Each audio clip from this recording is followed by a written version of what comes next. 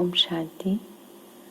आज बाबा के 11 मई 2020 के साकार महावाक्य हैं। एक नज़र कल की मुरली पर। कल आपने ज़रूर अभ्यास किया होगा कि मैं उम्मीदों का सितारा हूँ, सफलता का सितारा हूँ, सुख शांति से संपन्न सितारा हूँ।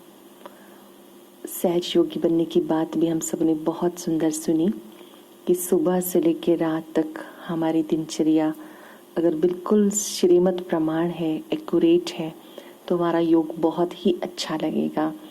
क्योंकि हम सब कोई 1-2 घंटे के योगी नहीं हैं, बल्कि योगी जीवन वाले हैं। ध्यान देंगे हम इस बात पर कि हम सब कोई बैठ करके 1 घंटा 2 घंटा योग करने वाले योगी नहीं हैं, लेकिन सुबह से लेकर शाम तक हमारा हर कार्य योग युक्त होना चाहिए, बाबा की याद में होना चाहिए। अगर हम हर कार्य करते हुए बाबा को साथ रखते हैं तो योग सहज हो जाता है और कर्म भी अच्छे होते हैं। और जिसके कर्म अच्छे होते हैं, सुखदायी होते हैं, उन्हें योग में मेहनत नहीं करनी पड़ती, उनका योग स्वतः ही लग जाता है। क्योंकि जो कर्म योग है वही सहज योग है। जो कर्म योग है अर्थात कर्म योग की प्रैक्टिस करता है वही सहज योगी बन सकता है।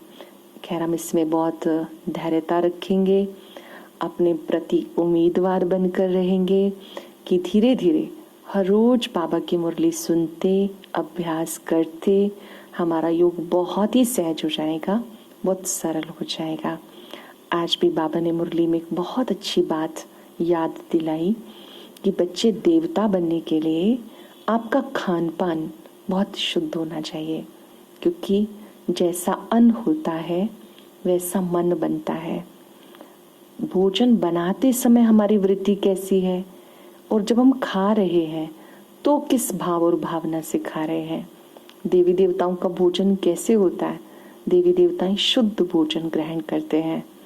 तो हम सबको यहाँ पर अभ्यास करना है कि भोजन याद में बनाना है और जब खाना है तो उसको प्रसाद समझ के खाना है, साइलेंस में खाना है और सात्विक आहार लेना है, तामसिक भोजन ग्रहण नहीं करना। और एक और बड़ी अच्छी बात जो आज बाबा ने हम सबको मुरली में याद दिलाई कि बच्चे इस समय कोई भी परिस्थिति में घबराओ मत। कितनी भी प्रॉब्लम्स आए सब ठीक हो जाएगा। हर परिस्थिति का कोई ना कोई समाधान है, हर समस्या का कोई ना कोई समाधान है। कोई भी परिस्थिति आ जाए, आप याद करो कि हमने इसे अनेक बार पार किया है, नया कुछ नहीं है। सब कल्प पहले वाला रिपीट हो रहा है। जैसे कोई कार्य हमने पहले 10 बार किया, 15 बार किया तो हम कहते हैं मैंने पहले किया हुआ है। तो ऐसे हमने अनेक बार इस माया को जीता है, विकारों को जीता है। तो हमें जरा भी दिल शिकस्त नहीं होना है। ये याद करना है कोई भी दृश्य हमारे लिए नया नहीं है, हमने अनेक बार इसे पास किया है।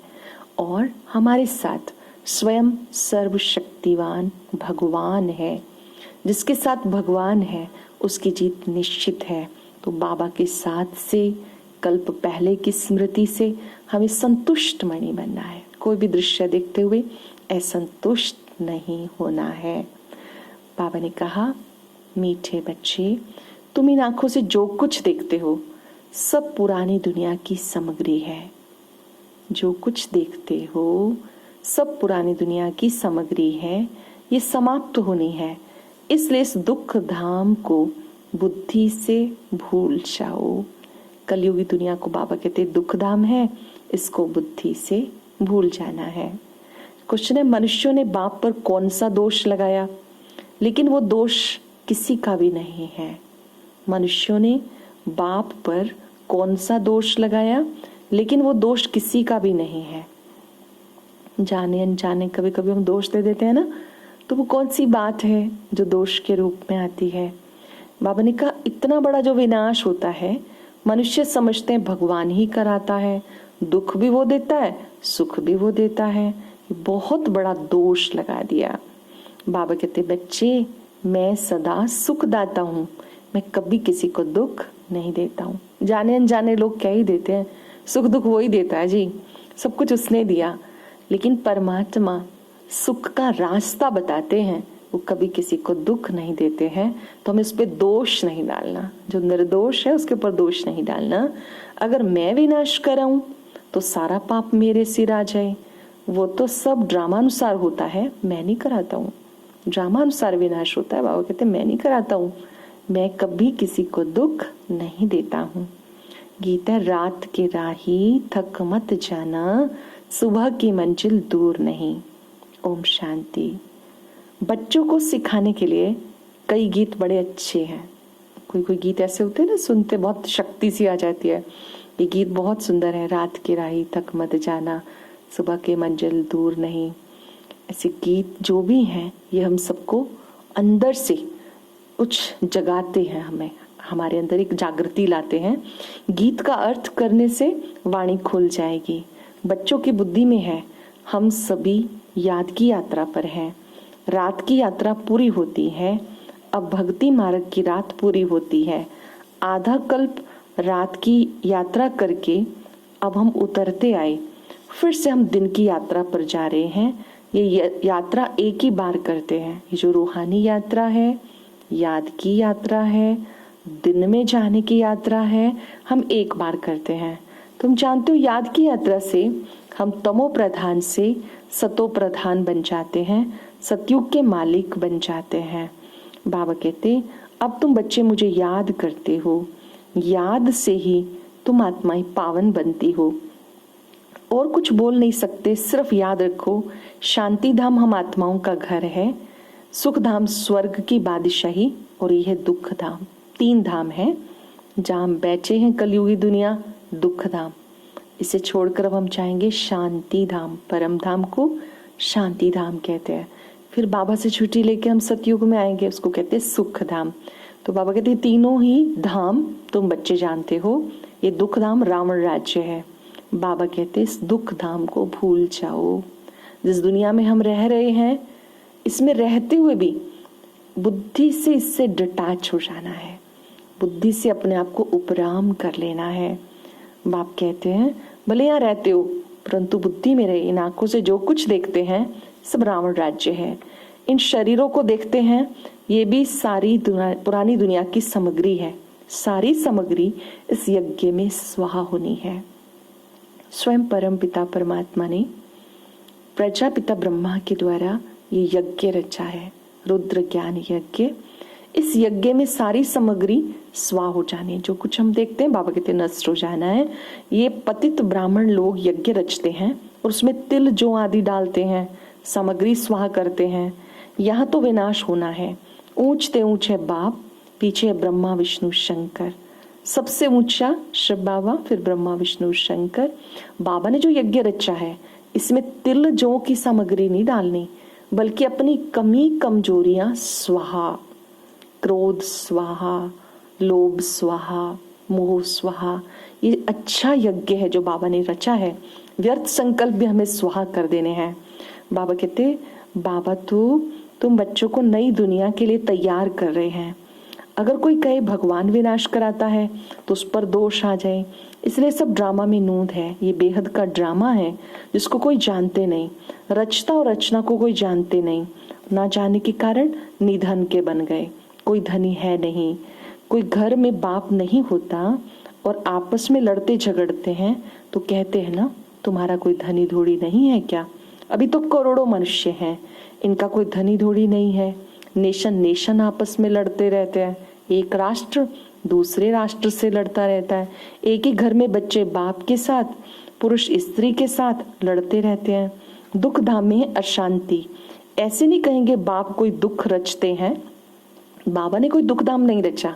याद रखिए, परमात्मा ने इस सृष्टि को सुखधाम बनाया, स्वर्ग बनाया। धीरे धीरे हम आत्माएं पार्ट प्ले करते करते सुखधाम से दुखधाम में आ गए। तो बाबा कहते मैं कभी किसी को दुख नहीं देता हूँ। ये तो मुझ पे दोष डाल दिया कि सुख दुख वही देता है। बाबा तो सुख का रास्ता बताते हैं। बाप कैसे दुख दे सकते हैं? उन्हें कहा जाता है दुख हरता सुख करता। बाबा कहते मैं तुम्हें सुखी बनाने के लिए आता हूँ। अपने को आत्मा समझो, आत्मा अविनाशी और शरीर विनाशी है। हम आत्माओं के रहने का स्थान परम धाम है, जिसे शांति धाम कहते हैं। हम आत्माओं के रहने का स्थान शांति धाम है। ये अक्षर ठीक है। स्वर्ग को परम धाम नहीं कहेंगे, परम माना परे ते परे, स्वर्ग तो यहाँ ही होता है। याद रखेंगे 3 लोक हैं जहाँ हम बैठे, ये साकार लोक है। यहीं पर ही दुख धाम, यहीं पे सुख धाम बनता है। मूल वतन को शांति धाम कहते हैं, परम धाम को सुख धाम नहीं कहेंगे। ये साकार लोक है, फिर सूक्ष्म लोक है जहाँ ब्रह्मा विष्णु शंकर, फिर उससे ऊपर परम धाम। मूल वतन है परे ते परे, जहाँ आत्माएं रहती हैं। सुख दुख बाप नहीं देते हैं। यहाँ तुम बच्चे अपना पार्ट बजाते हो। ये जो कहते हैं फलाना स्वर्ग पधारा, स्वर्ग तो यहाँ है नहीं, अब तो है कलयुग। इस समय तुम संगम युगी हो। दुनिया के लिए कलयुग है। जिन्होंने परमात्मा को पहचान लिया, उनसे संबंध जोड़ लिया, जीवन परिवर्तन कर लिया, उनके लिए संगम युग है। संगम युग कैसा है? मोजों का युग, प्राप्तियों का युग, अपनी श्रेष्ठ तकदीर बनाने का युग। तो संगम युग चल रहा है। बाबा कहते हैं एक ही घर में एक ज्ञान में चलता है वो संगम युगी, दूसरा नहीं चलता है वो कलयुगी, तो खिटपिट हो जाती है। एक ज्ञान में चले दूसरा ना चले, विचार मैच नहीं करते हैं तो कई बार आपस में खिटपिट हो जाते। तो वहां हमें डरना नहीं, हिम्मतहीन नहीं बनना है, हमें अपना कर्तव्य करते रहना है। बाबा ने कहा एक ही घर में बच्चा जानता है हम संगम युगी पुरुषोत्तम पवित्र देवता बन रहे हैं, लेकिन बाप कहते हैं बच्चे पवित्र बनो। अभी की पवित्रता 21 जन्म चलेगी। ये रावण राज्य ही खलास होना है। जिससे दुश्मनी होती है उसकी एफिजी जलाते हैं, रावण को जलाते हैं। दुश्मन से कितनी घृणा होनी चाहिए। पर रावण है कौन? रावण कोई व्यक्ति नहीं, 5 विकार रावण है। रावण को दशानंद दिखाते हैं। दशानंद का अर्थ क्या है? 5 विकार नर के, 5 विकार नारी के। बाबा कहते किसी को पता नहीं रावण कौन है। बाबा समझाते मनुष्य को जलाने के लिए इतना खर्चा नहीं करते। स्वर्ग में तो ऐसी कोई बात होती नहीं, वहां तो बिजली में रखा और खत्म। वहां ये ख्याल भी नहीं रहता कि उनकी मिट्टी काम में आए। वहां की रस्म रिवाज ऐसी है जो किसी को कोई तकलीफ या थकावट नहीं होती है। इतना सुख रहता है। सतयुगी दुनिया की रिवाज कोई भी ऐसी नहीं है कि जिसमें किसी को दुख पहुंचे या थकावट हो। बाबा कहते वहां पर तो सुख रहता है। बाबा कहते माम एकम याद करने का पुरुषार्थ करो। ये याद करने की ही युद्ध है। आप प्रैक्टिस करते हो तो माया बहुत तंग करती है, याद करने में माया बहुत परेशान करती है। मुरली सुनने में इतना नहीं करेगी क्योंकि आप डायरी पेन लेके बैठे हैं, मेन पॉइंट्स लिख रहे हैं, रिवाइज कर रहे हैं। लेकिन जब योग करते हैं तो इधर उधर बुद्धि जाती है। डरना नहीं, ये हमारी युद्ध है माया के साथ। बाबा समझाते मीठे बच्चे अपने ऊपर अटेंशन का पहरा देते रहो। अपने ऊपर attention, no tension but attention. माया कहीं नाक कान काट ना दे क्योंकि वो दुश्मन है। तुम बाबा को याद करते हो, माया तूफान में ले आती है। बाबा कहते हर एक को सारे दिन का चार्ट लिखना चाहिए। मैंने कितनी देर बाबा को याद किया, कहाँ कहाँ पे मेरा मन भागा। डायरी में नोट करो कितना समय बाबा को याद किया। माया भी देखेगी ये तो अच्छा बहादुर है, अपने ऊपर अच्छा टेंशन रखते हैं, पूरा पहरा रखना है। अब तुम बच्चों को बाबा अपना परिचय देते हैं। हम कितने तकदीरवान हैं कि गॉड ने खुद आके अपना परिचय दिया। क्या परिचय दिया? कि उनका नाम है सदाशिव। रूप कैसा है? ज्योति बिंदु। गुण क्या है उनके? ज्ञान के सागर, शांति के सागर, प्यार के सागर। कलयुग के अंत में संगम पर वो आते हैं, पतितों को पावन बनाने का कार्य करते हैं। बाबा कहते मैंने तुम्हें अपना परिचय स्वयं दिया। कहते भले अपने घर बार संभालो, परिवार संभालो, बस मुझे याद करो। कितनी सुंदर बात। ना तो घर छोड़ना है, ना परिवार छोड़ना है, ना कारोबार छोड़ना है। सब कुछ करते हुए बाबा कहते मुझे याद करो। ये कोई सन्यासियों की तरह से नहीं है, ये तो बाप स्वयं आके तुम्हें राजयोग सिखाते हैं। राजयोग सिखाने वाला एक भगवान है। अब तुम बच्चे संगम पर हो, इस संगम युग को भी याद करना है। हम संगम युग पर हैं, कितना अच्छा श्रेष्ठ युग है। अभी हम संगम युग पर सर्वोत्तम बन रहे हैं। बाबा कहते मैं जो हूँ जैसा हूँ, मुझे कोटों में कोई पहचानते हैं। आत्माओं का पिता मैं बिंदी हूँ, मेरे में सारा ज्ञान है। तुम्हें भी पहले ज्ञान नहीं था कि मैं आत्मा बिंदी हूँ, बाबा ने समझाया कि तुम आत्मा बिंदी हो और तुम्हारे में 84 जन्मों का अविनाशी पार्ट है। श्री बाबा ने आके याद दिलाया। हम सब तो भूल गए थे ये कहानी, लेकिन बाबा को फिर से आके याद दिलाना पड़ा कि आप आत्माएं पहले देव कुल में आई, वहां अपने 8 जन्म लिए, फिर त्रेता युग में आई, वहां के 12 जन्म लिए, द्वापर में आपने 21 जन्म लिए, कलयुग में 42 जन्म लिए, एक संगम युग का। तो आपने ये 84 जन्मों का पार्ट बचाया। आत्मा अविनाशी है, शरीर विनाशी है। अनेक बार आपने ये खेल खेला है। बाबा कहते यहाँ पर तुम बच्चे इन बातों को अच्छी रीति समझते हो, लेकिन माया बुद्धियोग टिकाने नहीं देती है। सबको ये कार्य देना है कि बाप को याद करो, पैसा आदि कुछ भी यहाँ लेना नहीं है। वो समझते हैं ये राखी बांधने के लिए आए, कुछ देना पड़ेगा। कोई भी त्योहार आता है तो अलौकिक तरीके से मनाया जाता है। जैसे रक्षाबंधन का त्योहार आता है तो बहनें भाइयों को राखी बांधती हैं, भाई खर्ची देते हैं, तो सेंटर वाली बहनें भी सबको राखी बांधती हैं, चाहे कोई भी हो। तो कोई सोचते हैं कि हमें इनको पैसा देना होगा। बाबा कहते हैं यहाँ कोई पैसे की बात नहीं है, खर्चे की बात नहीं है। हाँ, विकार हमें दान में दे दो। आपको जो भी कमी कमजोरी परेशान कर रही है वही आप खर्ची के रूप में दे दो। पैसा कौड़ी कुछ भी लेने का नहीं। समझते हैं ये राखी बांधने आते हैं, कुछ देना पड़ेगा। बोलो हमें तो कुछ नहीं चाहिए, सिर्फ 5 विकारों का दान दे दो। ये दान लेने के लिए हम आए हैं, इसलिए पवित्रता की राखी बांधते हैं। बाप को याद करो, पवित्र बनो, तो देवी देवता बन जाएंगे। बाकी हम पैसा कुछ नहीं लेते हैं। हम वो ब्राह्मण नहीं है। ब्राह्मण एक हैं जो जाति से ब्राह्मण है, जो कुक वंशावली है। हम मुख्य वंशावली ब्राह्मण, जिन्हें द्विज कहा जाता है, जिनका दूसरा जन्म हुआ, जन्म परिवर्तित हो गया। तो हम कोई वो ब्राह्मण नहीं है कि कथा करेंगे और उसके बदले में दक्षिणा लेंगे। नहीं, हम सबसे जो दक्षिणा लेते हैं वो विकारों की लेते हैं। अपनी कमी कमजोरियों को हमें दे देना है।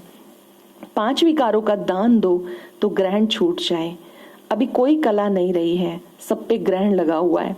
तुम ब्राह्मण हो ना, जहां भी जाओ बोलो दे दान तो छूटे ग्रहण। पवित्र बनो, विकार में कभी नहीं जाना। बाबा को याद करते रहेंगे, विकर्म विनाश होंगे और तुम फूल बन जाएंगे। तुम ही फूल थे, फिर कांटे बन गए। फिर से तुम्हें फूल बनना है, फिर से देवी देवता बनना है। ये बेहद का खेल है।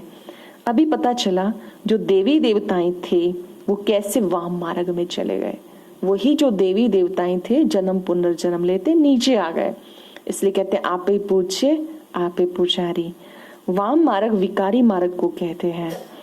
दिखाते हैं सागर से देवताएं रत्नों की थालियां भर कर देते थे। वास्तव में ज्ञान सागर बाप है जो तुम्हें ज्ञान रत्नों की थालियां भर के दे रहे हैं।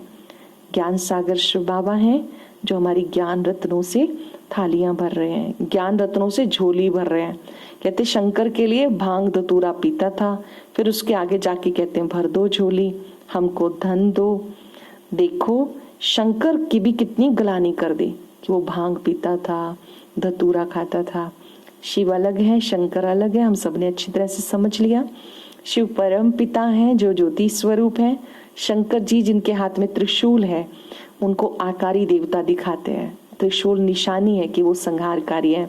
बाबा कहते हैं ऐसे कहीं कहीं देवी देवताओं की भी ग्लानी दिखा दी, जैसी दृष्टि वैसी सृष्टि बना दी। फिर भी होगा, इस नाटक को कोई भी जानते नहीं है। ये बेहद का नाटक है। इस नाटक को अच्छी रीति समझना है। गाय ना ब्रह्मा सो विष्णु, विष्णु सो ब्रह्मा। ये जो ब्रह्मा है यही सतयुग में विष्णु बनते हैं। कैसे बनते हैं? जैसे पहले भी हमने सुना, ये ब्रह्मा वाली सोल सतयुग में पहले श्री कृष्ण बनती हैं, स्वयंवर के बाद वो नारायण कहलाते हैं। लक्ष्मी नारायण विष्णु जी का ही रूप है, तभी उनको 4 भुजाएं दिखाते हैं। जो ब्रह्मा है उसको विष्णु बनने में 1 सेकंड लगता है निश्चय के आधार पर, और जो विष्णु है उन्हें ब्रह्मा बनने में 5-4 वर्ष लगते हैं, क्योंकि वो पूरी यात्रा तय करके, जैसा सीढ़ी के चित्र में हमने देखा, फिर लास्ट में आकर के वही सोल ब्रह्मा बन जाती है। ब्रह्मा सो विष्णु, विष्णु सो ब्रह्मा। अभी तुम्हें वैकुंठ में चलने की तैयारी करनी है। वैकुंठ में चलना है, स्वर्ग में चलना है। क्या तैयारी करनी है? तुम्हारा खान पान बहुत शुद्ध होना चाहिए। तुम देवी देवता बनते हो तो तुम्हारा खान पान बहुत शुद्ध होना चाहिए। बहुत सारे भाई बहन पूछते भी हैं कि शुद्ध खान पान क्या है। जो भोजन सात्विक है, बाबा को भोग लगा हुआ है, तामसिक चीजें जिनमें ना हो, जिन चीजों को बनाते समय आपकी मनोवृत्ति बहुत शुद्ध रही कि प्रभु प्रसाद बन रहा है, उन्हें भोग लगा के आप खाते हैं, ऐसी सात्विक चीजों का ही सेवन करना है। तामसिक चीजें बुद्धियोग परमात्मा से तोड़ देती हैं। ज्यादा तेज मिर्च मसाले हैं, प्याज लहसुन है, ये तामसिक भोजन में आता है। आप बाबा की याद में बना हुआ सात्विक भोजन ग्रहण करें। कुछ दिन प्रैक्टिस करके देखें कि आपका योग इससे कितना अच्छा लगता है। कुछ दिन का पहले संकल्प करें और जब हम स्वीकार करें तो उस समय मौन में खाएं। पहले बाबा को भोग लगाएं कि बाबा आपका दिया हुआ प्रसाद है, आप इसे स्वीकार करें। ये बड़ी डीप थ्योरी है कि जैसा अन्न होता है वैसा मन बनता है, जैसा मन होता है वैसा ही अन्न होता है। बनाने वाले की भी मनोस्थिति का पूरा ही प्रभाव भोजन पर पड़ता है। तो हम पहले 3 दिन भोजन शुद्ध करके देखें एक बार कि वो शुद्ध भोजन खा के मेरा योग कितना अच्छा लगा। फिर वो चार्ट बाबा को देना है। फिर कोई चीज़ अच्छी लगती है तो फिर हम उसको हमेशा के लिए अपनाते हैं। बाबा की याद में बना हुआ भोजन, भोग लगाया हुआ भोजन आत्मा को भी शुद्ध कर देता है, मन की एकाग्रता में बहुत मदद करता है। बाबा कहते हैं आप देवी देवता बन रहे हो तो खाना भी शुद्ध खाना है। दाल भात सबसे अच्छा है। अच्छा, मीठे मीठे सिक्के लेते बच्चों प्रति माता पिता बाप दादा का याद प्यार। Good morning. रूहानी बाप की रूहानी बच्चों को नमस्ते। रूहानी बच्चों की रूहानी बाप दादा को नमस्ते। Good morning. शुक्रिया बाबा, शुक्रिया। अब कुछ पल सेकंड अपने मन में साइलेंस में सोच लेंगे मुझे आज क्या अच्छा लगा और मैं क्या करने के लिए तैयार हूँ। सुनेंगे बाबा ने कहा अपने ऊपर अटेंशन का पूरा पूरा पहरा देना है, माया से अपनी संभाल करनी है, याद का सच्चा चार्ट रखना है। कितनी देर मैंने बाबा को याद किया, बुद्धियोग कहाँ कहाँ भटका, जहाँ जहाँ गया बाबा को बताना है कि बाबा मैं आपको याद कर रहा था, कर रही थी, वहाँ मेरी बुद्धि गई। माता पिता को फॉलो करके दिल तक नशीन बनना है, दिन रात सेवा में तत्पर रहना है। बाप को याद करो, ये पैगाम सबको देना है। 5 विकारों का दान देंगे तो ग्रहण छूट जाएगा। वरदान है बाप की याद द्वारा असंतोष की परिस्थितियों में सदा सुख व संतोष की अनुभूति करने वाले महावीर भव। बाप की याद द्वारा असंतोष की परिस्थितियों में सदा सुख व शांति की अनुभूति करने वाले महावीर भव। सदा बाबा की याद में रहने वाले हर परिस्थिति में सदा संतुष्ट रहते हैं, क्योंकि नॉलेज की शक्ति के आधार पर पहाड़ माफिक परिस्थिति भी राई अनुभव होती है। जिनके पास ज्ञान है बड़े से बड़ी परिस्थिति भी उनको पहाड़ जो है ना वो राई अनुभव होती है। राई अर्थात कुछ भी नहीं, कुछ भी परिस्थिति असंतोष की हो, दुख की घटना हो, लेकिन दुख की परिस्थिति में सुख की स्थिति रहे। कैसे भी वातावरण में दुख में भी सुख की स्थिति रहे, तब कहेंगे महावीर। कुछ भी हो जाए, नथिंग न्यू के साथ साथ बाबा की स्मृति से सदा एक स्थिति रह सकती है। कैसी भी परिस्थिति हो, बाबा साथ है, नॉलेज की शक्ति साथ है, नथिंग न्यू के पाठ की स्मृति है, तो एक रस रह सकते हैं। फिर दुख अशांति की लहर नहीं आएगी। सरल शब्दों में आप कभी परेशान नहीं होंगे अगर आप बाबा को यूज करेंगे, बाबा को साथ रखेंगे और नथिंग न्यू की स्मृति रहेगी, तो कोई भी परिस्थिति में असंतुष्ट नहीं होंगे। लोगों ने अपना दैवी स्वरूप स्मृति में रहे तो किसी की भी व्यर्थ नजर नहीं जा सकती। हम सब देव कुल की आत्माएं हैं, उस स्वरूप में रहेंगे तो किसी की व्यर्थ नजर नहीं जा सकती। आज हम सब अभ्यास करेंगे कि हम सभी संतुष्ट मणिया हैं। संतुष्ट रहना है कैसी भी परिस्थिति में, बाबा को यूज करते हुए, और साथ साथ भोजन शुद्ध ग्रहण करना है। पहले भोजन को चार्ज करना है। जैसे आपके हाथ में भोजन आया, प्लेट सामने रखी, आप कम से कम कुछ सेकंड के लिए उस पर बाबा की शक्तियों का प्रवाह अनुभव करेंगे। महसूस करेंगे कि बाबा का दिया हुआ ये प्रसाद है, मैं परम पवित्र आत्मा हूँ। और विजुअलाइज करेंगे कि बाबा की किरणें इस भोजन पर आ रही हैं और ये भोजन शुद्ध होता जा रहा है। करेंगे सब 3 मिनट के लिए प्रैक्टिस।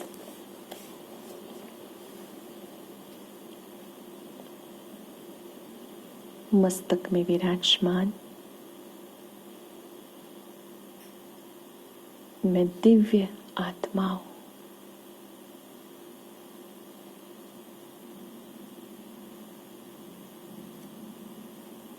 मैं देवकुल की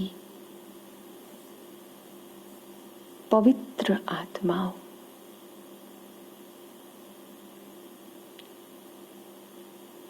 मैं बहुत खुश हूं, संतुष्ट हूं।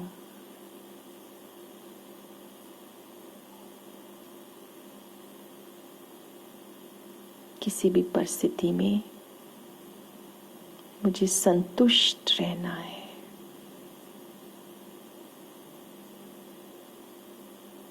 मेरे बाबा मेरे साथ हैं। मेरा हाथ कल्याणकारी के हाथ में है।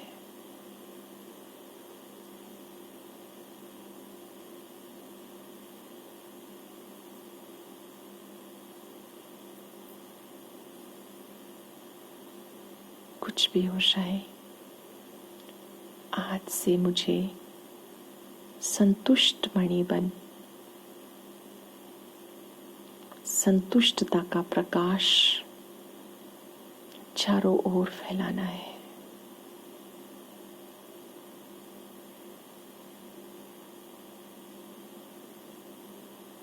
महसूस करें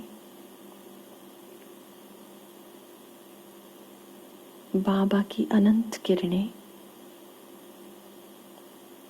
मस्तक से लेके पांव तक पूरे शरीर में फैल रही हैं। मेरी असंतुष्टता, अशांति समाप्त हो रही है। मैं संतुष्ट मणि हूं। अपने मस्तक से प्रकाश दूर दूर तक फैलता अनुभव करें।